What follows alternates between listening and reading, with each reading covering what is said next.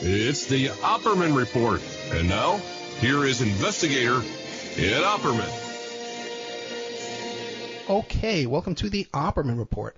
I'm your host, Private Investigator Ed Opperman. You can find me at Opperman Investigations and Digital Forensic Consulting. If you go to my email, just email me directly at oppermaninvestigations@gmail.com. Our archives are free at Spreaker.com. I do a live show every Friday night, 8 p.m. Eastern Time. There's a chat room. You get an email notification when I put up new content. And if you go there and you look up our guest today, David Livingston, I had him on 13 long years ago, and we were talking about his books, Terrorism and the Illuminati, Black Terror, White Soldiers, 13 years ago. But finally, I finally got him back. Okay, I got him back. He's back now. I don't know what he's been doing for the past 10 years, but you can check him out at his website, which is OrdoAbchao, OrdoAbchao.ca, and also the same name for Patreon. He's got a whole series of books about these topics that he covers all the time. Ordo Abchao, you go to Amazon, you could find that there. Just look up David Livingstone with an E at the end, but it's pronounced Livingston, and has a whole series of 8 books on these topics that he covers. Mr. David Livingston, are you there? Hi. Thank you so much, man. Hey, before we get into the articles we wanted to discuss today and stuff like that, remind the audience, who is David Livingston? So I guess I'm an independent researcher, is what you could call me, because the kind of research I do, I don't believe I would be able to do in academia. I decided to end my I didn't have an academic career, but I ended my studies university, which I consider a form of higher indoctrination. I wanted to be able to pursue my research freely. And so I've been doing that for, I think it's almost 35 years now. And I've written 5 books. The first published in 2001, 2002, which is The Dying God. Then Terrorism, Illuminati, Black Terror, White Soldiers, Transhumanism. And I most recently, Ordo Abchao, which is... It's enormous. I apologize to the audience for the size of it. It's 6 volumes long, but it's really the culmination of my years of research and all the time that I've done research. You know, I thought that I try to be thorough, and so I thought that I had covered most of these topics in detail. So I was really astounded to see how much I could still discover, and how that the material, basically I consider everything that I've studied until this point to be only about 15% of what's included in my recent book. So it carries forward with what I've researched before, but offers a whole lot more detail. It's really the history of the occult. If we can say so, it's the history of a conspiracy, which goes back really in reality, I believe, a couple thousand years. And so it's a lot of history to cover. In general, if people have been studying this subject, there's a lot of disinformation out there. Maybe that's the subject we'll get into. So a lot of what I've discovered tends not to have been discussed, and even though it is essential for understanding what has happened. Well, why don't we start there then? What concerns you, the biggest disinfo out there about the occult history and the... Right. So, I guess there's 2 aspects that come to mind. So there's the ancient history aspect and the more recent history. So there's what I call, in fact, I don't think I came up with the term. I found it online and I fully agree with it. It's the writer, researcher who called it the conspiracy. And that is a large part of what I treat, and I believe for myself, I feel I discovered and treated in my recent book, especially the last couple of volumes, is the use of a conspiratorial interpretation of history to manipulate a particular audience. So I don't want to catch people off guard too quickly, because there's a lot of ways to substantiate this. about it, especially, well, let's go back to the other ones. Part of the ancient history, then you're looking at things like the Holy Blood, Holy Grail, Right. Da Vinci Code. But all of that very much overlaps. So there's then, there's the ancient alien stuff. There's Graham Hancock and people like him, but they're all very much in the same circle of people. What you find that these are occultists themselves, and what they are they're treating their material as alternative history, but what they're actually trying to do is to attempt to give supporting evidence to Masonic interpretations of history. And again, this is how you get the stuff like the ancient alien stuff, but even ancient alien stuff is linked to a broader agenda that especially Dan Brown's Da Vinci Code links to, which is an entire sort of synarchist history in the 20th century. And that's really where we come back to the conspiracy, because there's so much detail to go into it. I don't know where, how deep to get to. So I can start vague, and then we can go back to some points where you'd like me to fill in. But basically, there's two important occult channels that happen in the 20th century, and the beginning of the late 19th century, which is Theosophy, which begins with H.P. Blavatsky, and Synarchy, or Synarchism, which begins with a man named Alexandre Saint-Yves d'Alvèdre, a French occultist. But there's a lot of overlap between the personalities involved in these orders. And they sort of spread in two different tangents, but both of them effectively united in the Nazi movement. And there's numerous other branches, and again, so many tangents to talk about. But basically, to make a long story short, with the end of World War II, most of the leading Nazis then became absorbed into the American intelligence system and what can be called the Fascist International, which is basically a large international network of these occult fascist groups and personalities. And so particularly in the United States, what they did, in fact, how it really starts is, again, I don't want to give too much detail, but I'm trying to give at least the beginnings of the story.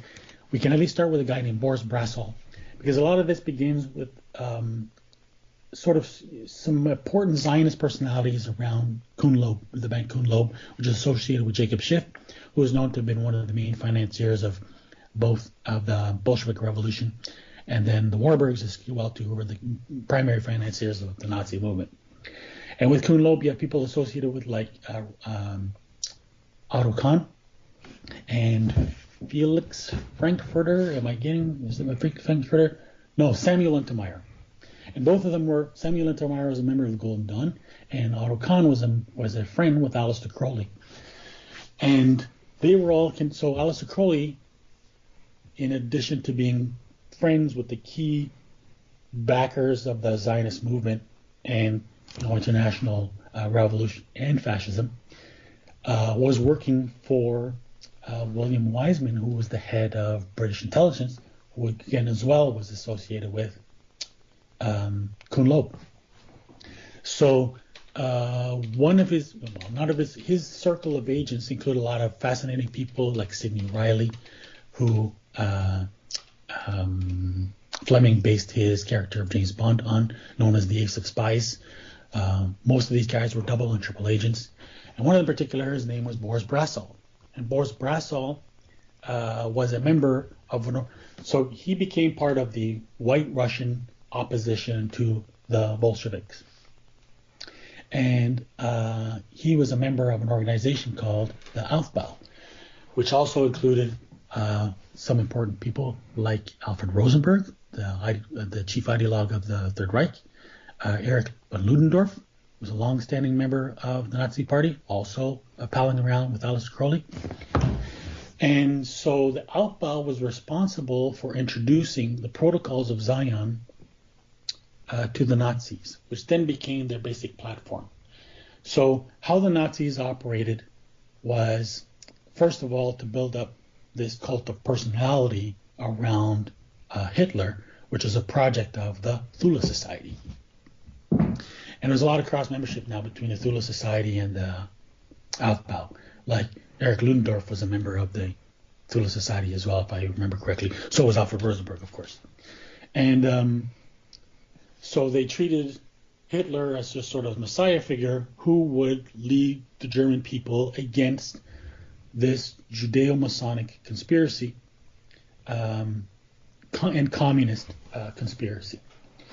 So this is basically the first use of the conspiracy. So all the architects of this conspiracy, because when you look at the creation and development of the protocols and their emergence to the public, was entirely interlocked and connected with all of these same characters. So like the woman who first provided the protocols to Sergei Nilus, who created the first Russian translation, was Yuliana Glinka, and she was a close friend and disciple of Anna Blavatsky, the founder of the Theosophical Society. And this is an entire circle that was busy in Russia at the time, which included people like Pappas, who was a leading synarchist figure at the time.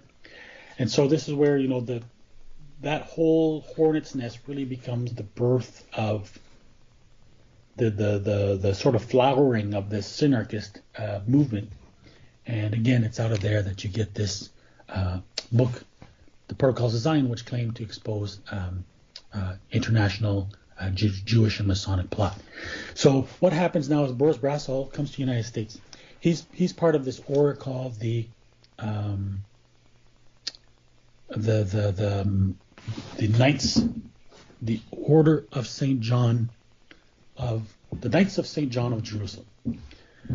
Order of St. John of Jerusalem. Anyway, OSJS, something like that, which is the Russian branch of the Knights of Malta. And so they established an American branch, which eventually becomes called the Shikshini Knights of Malta. And so in the United States, Brassol becomes really the leading figure of this now fascist international, working with Henry Ford to disseminate protocols, and becomes the guiding figure of two organizations, most importantly, the America First Committee and the American Security Council, which it evolved from. And America First Committee was named. To it belonged all the leading fascist organizations of the time, like the Bund, the KKK, I can't remember, the Silver Shirts, very importantly as well, too. Another fascinating organization. Again, funded by the Third Reich, and using the protocols as a so-called quote-unquote proof of the existence of this communist Jewish Masonic plot to take over the world. And so one of the key backers of the America First Committee was the Regnery family. And what's important to note is that the Regnery family remained throughout most of the rest of the century as the key backers of the American right, even right up to the alt-right movement, which was backed by, I think it was Alfred Regnery, whose disciple was Richard B. Spencer. And so out of the America First Committee, the FC, came the American Security Council, which is considered the heart, quote unquote, of the American industrial complex, military-industrial complex. And you can see that what they start doing, because they're also the ones that, it's also this grouping that produced the John Birch Society. And the John Birch Society really was, in the 50s, the organization, the conspiracy research organization. They published two important books. There was None Dare Call a Conspiracy by Gary Allen, and The Naked Capitalist by Cleon Skousen. But basically, they're up front. And what they do is that they highlight always the usual suspects, which is the Rockefellers, the Trilateral Commission, right, the Bilderbergers, the Rothschilds, but they don't expand that interpretation to show what's really going on. And so the conspiracy was happening there. And so now you have this grouping of ASC members, the Shikshini Knights of Malta, and the Klan basically collaborated together in the assassination of JFK with rogue members of the CIA, who came to be known as the Secret Team, or Ted Shackley's Secret Team. And what happens? Ted Shackley, the fellow from the Watergate? Yes. Really? Yeah. So yeah. Well, let's back up here a couple minutes because you mentioned several times the Ancient Aliens on the History Channel. People should know that's owned by Rupert Murdoch, Right. who's no fan of bringing us the truth from Fox News. And also, too, now, when you mentioned Untermeyer, are you talking about Samuel Untermeyer from Untermeyer Park? Yes. Okay, and then... Process Church. Right. Well, because there definitely was. If you just want to take the what's surfacely accepted there were animal sacrifices galore all over that joint. There's all kinds of occult symbolism in the staircases to Saturn. All the stones come from England. But how much of do you subscribe to that Process Church theory?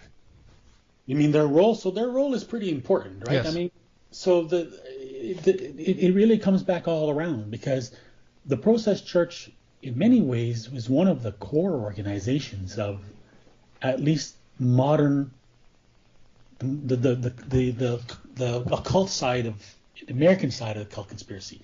So, like to give an example, so Samuel Untermeyer was a member, I mentioned member of the Golden Dawn, right? And to which, of course, Aleister Crowley belonged, and was a hugely, immensely influential organization. So, the Process Church, to make a long story short... One second, just for my own education. The Golden Dawn, that was also that Freemason group, right? No? Yes, it was. Well, yeah, I guess they had... I mean, really, if you want to go back to it, it goes back to Shabtai Zvi, who declared himself Messiah in 1666. His successor was a man named Jacob Frank, who created, his followers known as Frankists. A lot of them converted to Christianity. They founded an order called the Asiatic Brethren, which has very, interlocking relationships with the Illuminati, and they're really kind of, probably the most, I guess you could say, influential occult organization. So they were founded in the late 1700s. And so most of the cult revival of the late 19th century was influenced by them, and the Golden Dawn effectively was considered to be a continuation of the Asiatic Brethren. So they had Masonic influences, but they're kind of part of this larger network of fringe Masonic organizations. Okay, gotcha. So back then to Untermeyer in the process. So in the process, so if we look at the Process Church, of course, was in San Francisco, influenced Charles Manson and the Manson killings,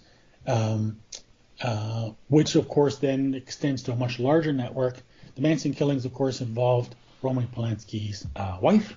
Roman Polanski was the director of Rosemary's Baby, which featured Anton LaVey, founder of Church of Satan, in the role of Satan.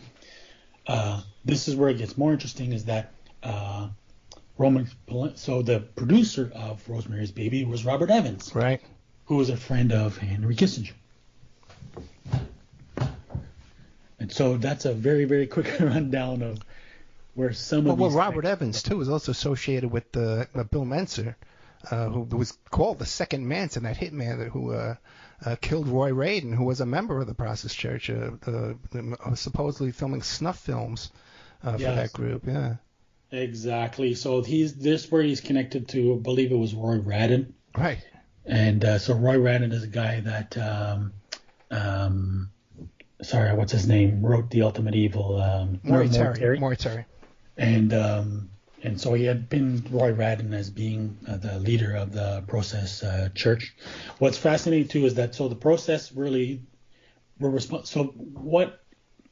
I'm going to probably go to more tangents than we can cover, but I'm going to throw some ideas out there. You're fine. And follow them. Yeah. But basically, they follow this concept called accelerationism. Right.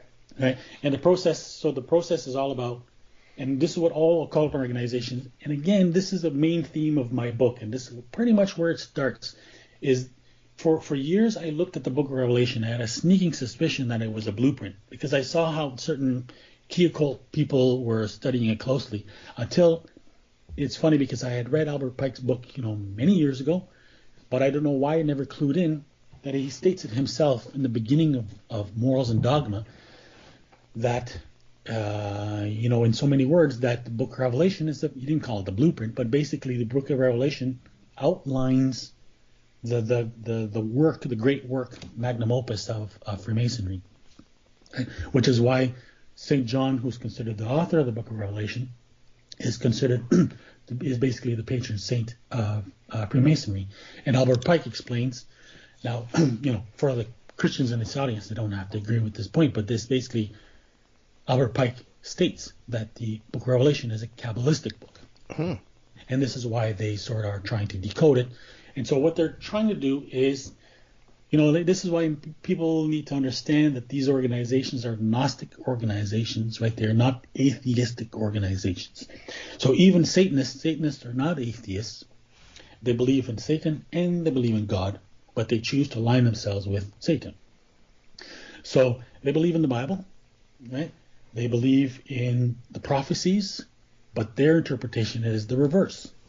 So where we see good, they see bad, and where we see bad, they see good. So when they see, if the Book of Revelation and all the prophecies talk about this coming Antichrist, they see it as their Messiah, whose reign it's their duty, effectively, to bring about. And so this is why my book is called Order Ab Chao, because the concept is that what's described in the Book of Revelation is all the chaos that precedes the arrival of the Messiah. So, we have to understand it's really hard to relate to how these people think, but they effectively are Satanists and amoral. And so they don't really have the same moral limitations as most people do. And so they see it as their duty to produce the chaos that is supposed to precede the coming of this Messiah to accelerate his arrival. So this is why they call it accelerationism. And this is what the Process Church and Charles Manson were effectively doing. They're trying to produce, acts of violence or whatever to effectively accelerate the end times. And this is how it's related to. So now I won't be able to talk about all the connecting points, but this is where accelerationism connects most of the modern neo-Nazi right-wing terrorism today in the various organizations. Most of them are inspired by Alexander Dugin, who simultaneously inspired the alt-right and was basically the key architect of the Russian interference campaign to help support Trump's election. And so there's what's his name? Nick Land, I think, is one of the leading exponents of it. And so it's connected to this larger network in Silicon Valley. The network is called the Dark Enlightenment or Neo-Reaction, and one of the most well-known proponents of it is Peter Thiel, right? Who is not only operates a CIA-backed company, one of the first funder of Facebook, regular attendee of Bilderberg meetings, including this one in 2023, and has been described as the shadow president in Trump's entourage. Right. So then you mentioned America First. You mentioned a lot of these things, and people nowadays will say, "Well, but oh no, David Livingston, you got it all wrong." Yeah. I know you wrote these 6 books, man. You've been studying this for 35 years. You look 35 years old, by the way, to begin with. But you've been studying this for 35 years. You got this all wrong, man. I watched a meme, and I watched a couple of speeches, and I watch Hannity every night. Mr. Trump, he's exposing all this. He's going to overturn all this. He's against the deep state, Mr. Livingston. Can't you know this? What can you tell us about that? Well, that's exactly it. He's a class. So it's not only a classic example of the conspiracy, but it's taken to a whole other level. And this is what was amazing to discover. So basically, when you're looking at the Trump, the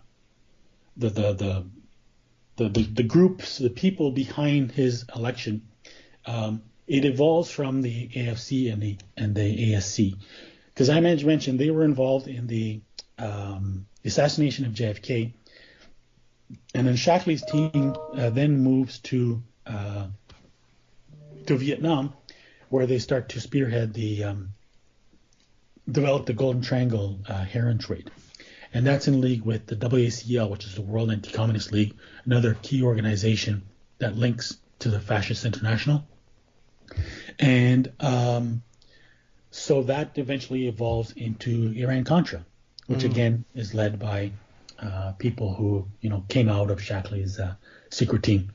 And So, of course, Iran-Contra is the same deal. It's basically Israel trading weapons with Iran to allow the CIA to bypass Congress, using the proceeds to trade cocaine in Nicaragua, to then use those and then sold, first of all, delivered to Bill Clinton's MENA, the MENA airport in Bill Clinton's Arkansas, which is then distributed across the United States, creating the crack cocaine epidemic to raise funds to fund what became the Taliban, or the Mujahideen, in Afghanistan to fight the Soviets. And so out of that grouping, all these various connections, in connection particularly with the Christian right, or the evangelical Christian right, Christian Zionist right, is what produced the CNP, the Council for National Policy. And that really is a very important organization behind a lot of this. So various important members include the Koch brothers. Their father, Charles and David Koch, the father was Fred Koch, who was a founding member of the John Birch Society. Another founding member of the John Birch Society was Bradley? Bradley, the founder of the Bradley Foundation, because there's three foundations who have served as CIA fronts, and that's the Olin Foundation, the Bradley Foundation, and the Scaife Foundation. Then, of course, you have, above them, really, there's Rockefeller Foundation and the Ford Foundation. But more recently, if you look at most of the political right in the last, 40, 50 years, has been funded by those three foundations. And most recently with the addition of the Koch brothers. So that's why most of the right-wing movements like the Tea Party, the Federalist Society, and even Donald Trump, behind the scenes, the Koch brothers disavowed him, but basically they practically shaped his presidency. Another member of the CNP is Steve Bannon and Robert Mercer. So, of course, CNP and Robert Mercer were not only was Steve Bannon Trump's campaign manager, but he was also the founder of Cambridge Analytica, which collaborated with the Russians to produce the meme culture, which effectively meme magic. And this is another tangent which is going to be too large to get into in the next few minutes. Well, we've actually done entire shows about this stuff, what you're talking about, the meme magic and all that stuff with Lockman, that guy who was in Blondie. That's right. He's an expert on that kind of stuff. Exactly. So he's written a book on it. He's the only author that I've seen who's covered the subject, along the same lines. Yeah. I can't remember what it's called, but his entire book on that. So basically, but to go back to the people who were who organized Trump's run for the presidency begins really in 1987, and that goes back to Roger Stone and Roy Cohn. And why Roger Stone's important is that he's part of that same sort of right-wing network, and their main strategy over the last, basically since George Wallace and Barry Goldwater has been what's called the Southern Strategy, right? It's basically using this dog whistle politics to try to mobilize the Southern Christian bloc for voter support. And so there's a few key strategists. There's a documentary I highly recommend on Netflix, I believe, about Lee Atwater, because he's really considered one of the pioneers of the Southern Strategy, but so were Roger Stone and Paul Manafort, going all the way back to the early 80s. And so in 1987, Donald Trump talks about it himself in his book that he basically is visited by the Russian ambassador and invited back to Russia for a visit. And this is a meeting which is coordinated with the Ron Lauder, who is the son of Estee Lauder, who's friends with Roy Cohn, who is Donald Trump's mentor. And Roy Cohn is a key character because he is one of the leading connectors to the Fascist International in the United States. He was apparently he was a member of Permindex, which is the main organization behind the JFK assassination. He was also president of Western Goals, which again is among the few organizations which links the Links American right to the Fascist International.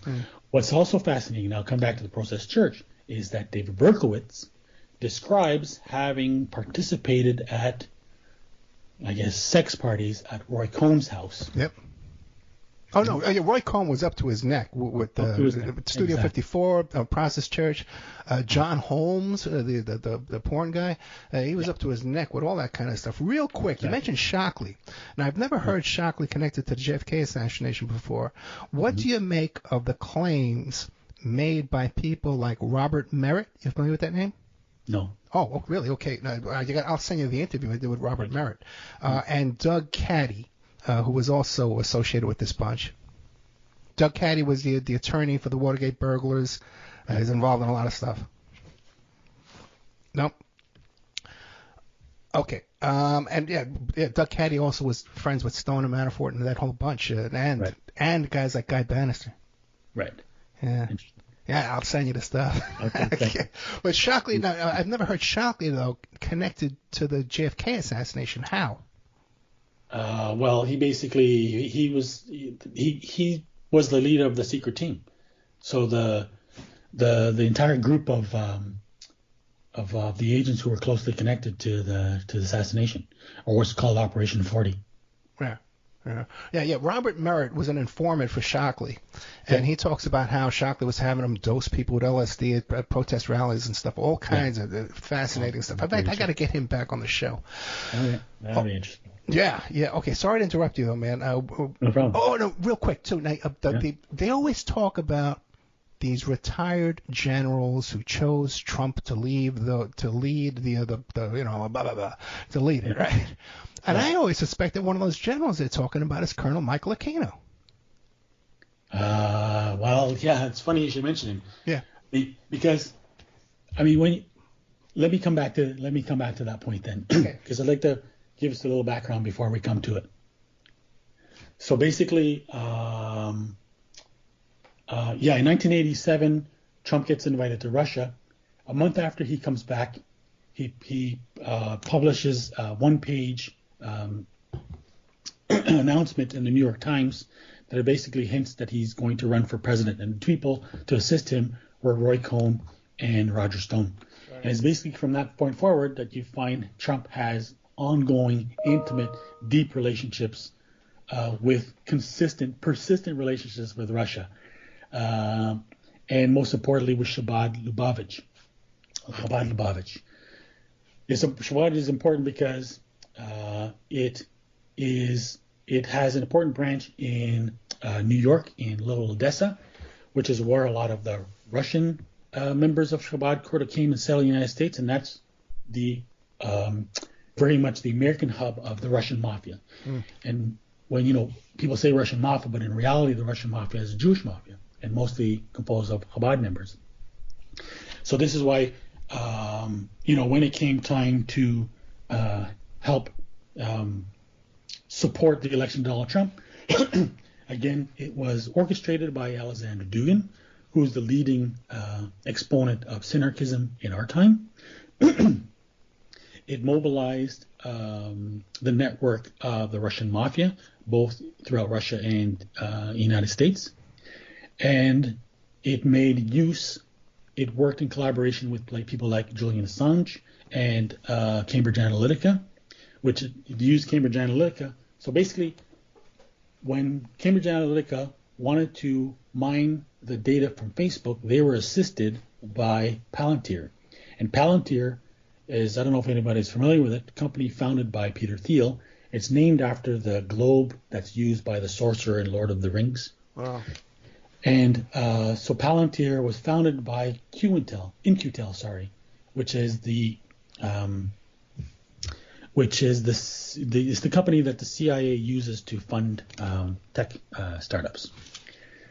So then Cambridge Analytica was used to Cambridge Analytica targeted the Russian-produced fake news to specific audiences, and a lot of that fake news was disseminated through a network of Discordians. Because this is another aspect of my book which I talked about more in my book on transhumanism is the link between Discordianism and the tech culture of California. So Discordianism is really fascinating because it's effectively an occult organization. One of its founders was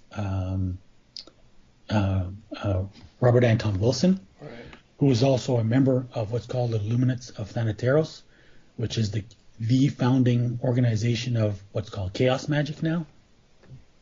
The other founder was Kerry Thornley, who was a friend of Lee Harvey Oswald.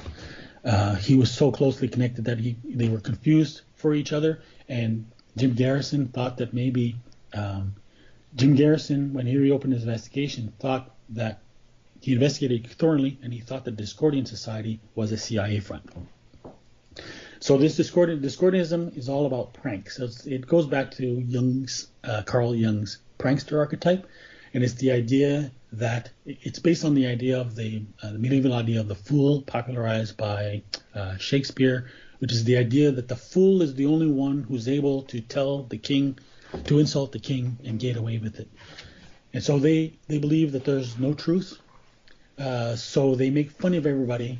They make fun of everything and anything, because they believe that doing so, they sort of prod people out of their fixation with the idea of taking life too seriously, effectively. So you find that there's basically this whole sort of Discordian prankster mentality is what was spread throughout 4chan, and where you get all these memes that were spread. And so this is why so effectively behind that was this idea of meme magic. And this is how chaos magic looks like today. So what's important about chaos magic is that it's a real break with the ceremonial magic of the past. Magic is this is a lot of purchase my books is to trace the history of magic, and you can see it's remained highly consistent for centuries. And there's always, a selected number of key personalities who figure as the prominent shapers of this tradition. And so there's a whole process, almost a very formal process involved in how you carry out rituals and what to do and so on and so forth. What Chaos Magic tries to do is to try to basically let go of that, and they have a more of a take it or leave it approach, where you kind of you just do what works, and then you can introduce completely novel or new elements into it. And so part of that is this idea of using memes for magical purposes. Well, David Levitz, let me ask you this then, because I know people very, very close to Trump, very intimate with Trump, and they would say, David Levitz, he knows nothing about magic. He has no training in any kind of magic or religious or anything. He knows Norman Vincent Peale, power of positive thinking. I think there's self-hypnosis, hypnotic suggestions, repetitive stuff like that. But as far as this occult magic, he doesn't have a clue. Yeah. So this is why you wanted to bring up my article on Henry Kissinger and Trump being a puppet. So this is why I begin that article. First of all, I want to say that Steve Bannon can be pretty eloquent. Steve Bannon is also indicated his interest in Alexander Dugin, as well as people like Julius Evola. And Julius Evola is along with René Guénon, would be the two leading ideologues of 20th century fascism, occult fascism in particular, and you could even say synarchy. But he described Trump as a blunt instrument. Right? So that's really the key. This is why I begin my article by comparing Trump to Chauncey Gardner of the movie Being There. Right. And there's so many parallels, and he likes to watch TV.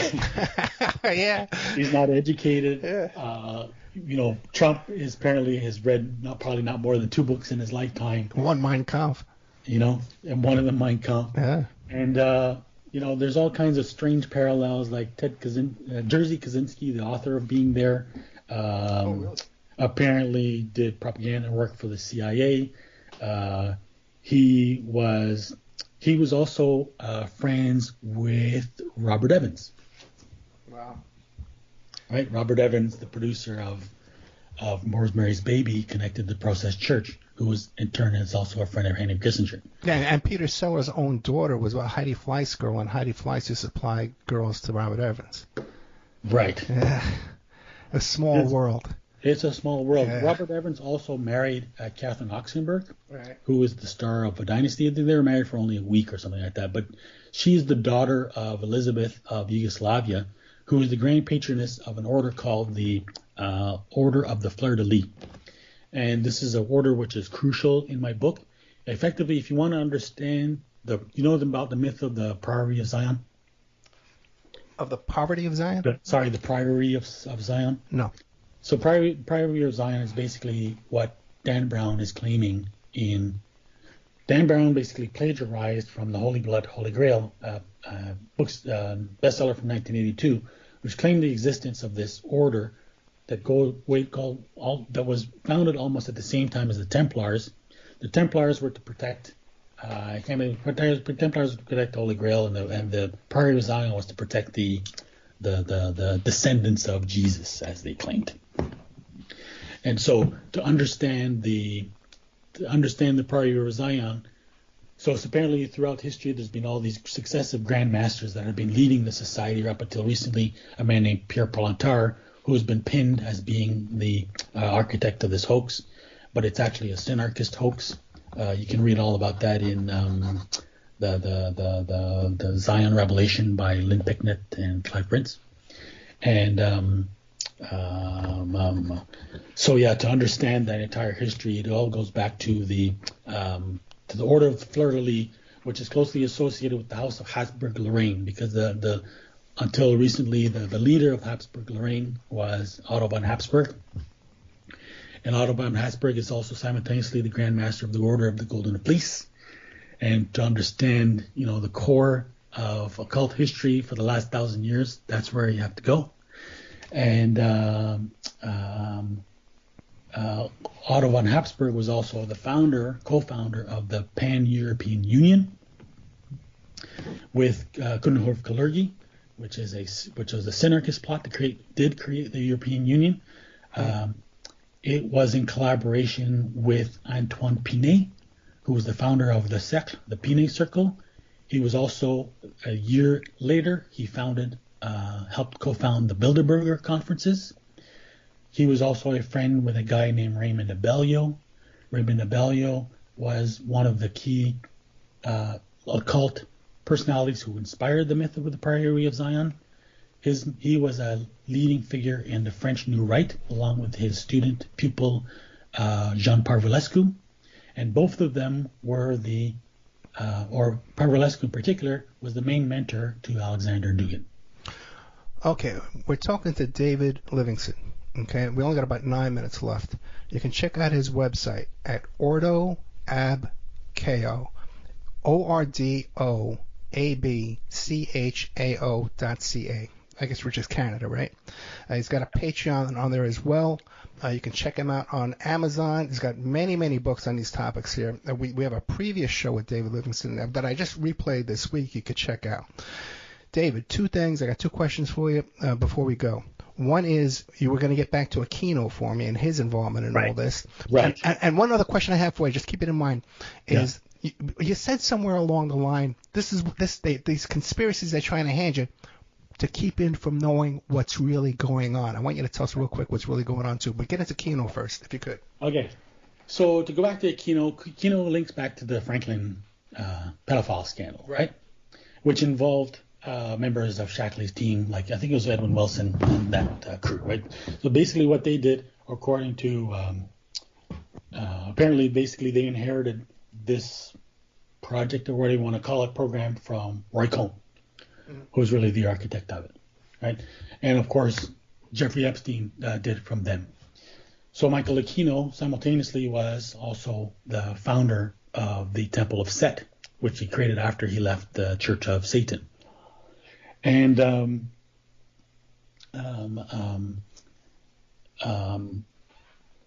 so he was also collaborating with Paul E. Vallely. Right.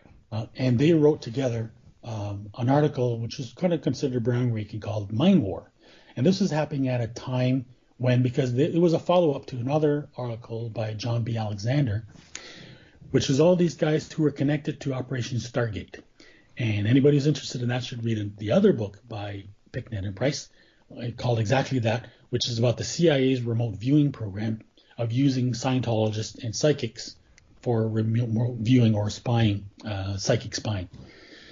A CIA project which links again to SRI and back to computing on all this stuff. Anyway, it's a whole other tangent you can read in my books. So this is at a time when, when the CIA, or through these various Operations Stargate, were trying to promote the use of psychic abilities for warfare purposes. So now, Paul E. Vallely, most recently, was one of the key backers of QAnon. Right. So what I've seen is that, if you go back to a person like Alex Jones. So Alex Jones is, he admits himself, first of all, to having numerous Masonic connections, numerous intelligence connections, as well as that he first got his introduction to conspiracy through the, as usual, John Birch Society. And so Alex Jones as well, his literature, at least one or two of his movies were produced by the Disinformation Company. And the Disinformation Company, I can't remember the name of its founder, Metzger, I think, or something like that. It was modeled on Aleister Crowley. And they produced an anthology recently, the Book of Lies, which is an anthology of all the leading occultists, especially a lot of people associated with chaos magic and the Illuminates of Thanateros, and because that's their key important tradition.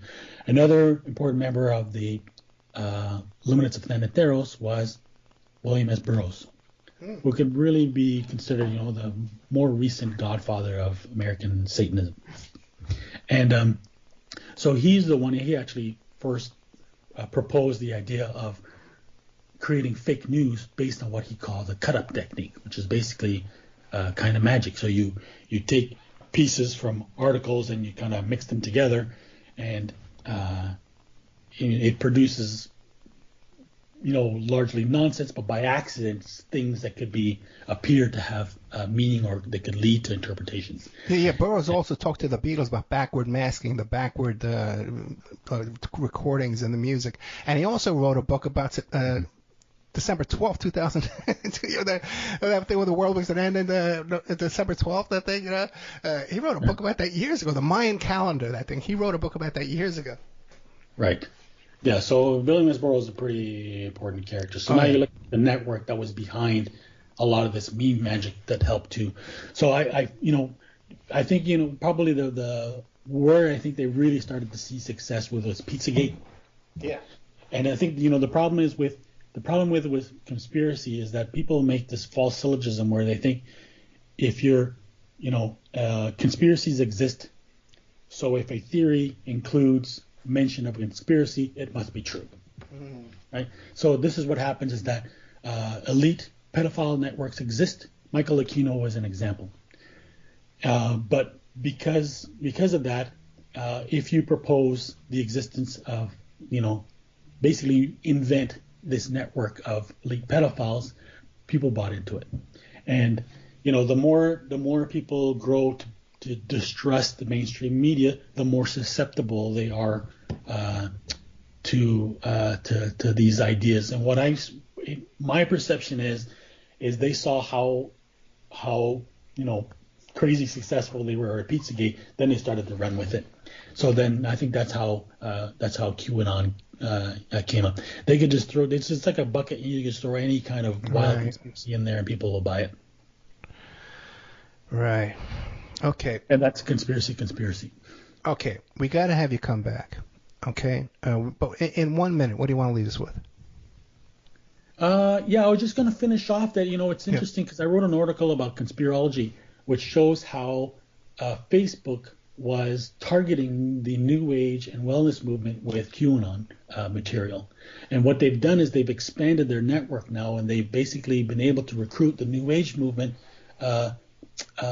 into, especially using COVID as well, and to absorb them into the conspiracy culture and thereby recruit them to the right. And that's really is the goal. That's fascinating. That's fine. We're going to have you come back just to talk about that. David Livingston. Okay, that's Livingston. ordoabchao.ca. ORDOABCHAO.ca. You can find his Patreon there to support this very important work. David, I'd love to have you come back. Check out on Amazon, too. There's a whole series of books, 6 volumes, on this Ordo Ab Chao, the Grand Lodge, all different kind of stuff, the Templars, all this kind of stuff. I think you're right on target with so much of what you discussed here. So I'd love to have you back soon, if that's okay with you. That would be a pleasure and an honor. Yes, thank you very much. David Livingston, once again, check him out, or ordoabchao.ca. The link will be in the description from the podcast. You can always search me out on Twitter or Facebook to find the link for this. Or if you just search the Spreaker podcast of this, you'll find the link in there, too. It'll be easier to find. David Livingston, thank you so much. Thank you. Good night. Hope to see you soon. Okay. Yes, soon.